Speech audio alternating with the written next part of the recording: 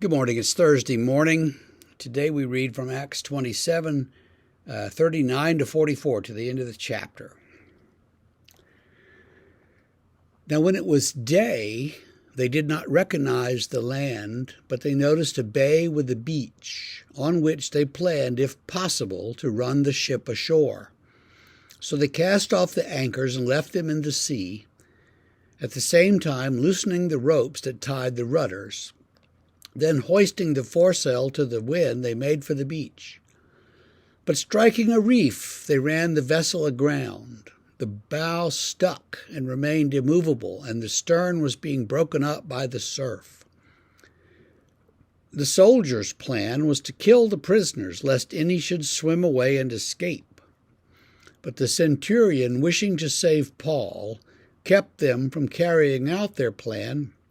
He ordered those who could swim to jump overboard first and make for land, and the rest on planks or pieces of the ship. And so it was that all were brought safely to land. So shipwreck on an uncharted island just brings up all kinds of visions of Gilligan, right? Tiny ship was tossed.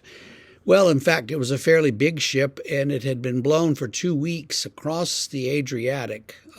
Now, they're going to tell us in the next verse or two that they landed on Malta, which is still there, of course.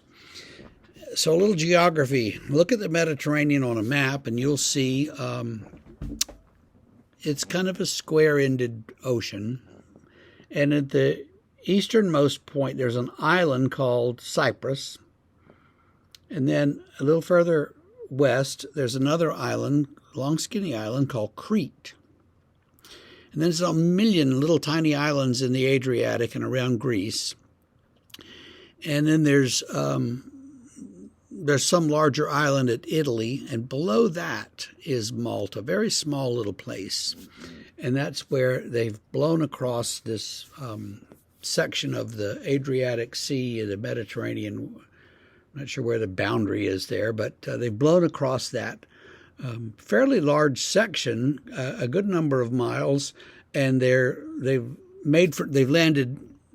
wrecked on Malta. So, which is probably one of the places, if they had just taken their normal lodging and then sailed across, they'd probably have not stopped at Malta, but they'd have made their way up through there on their way to Rome. So they're not very far off course. Their ship has been destroyed, and we read all of the details of that in this little passage.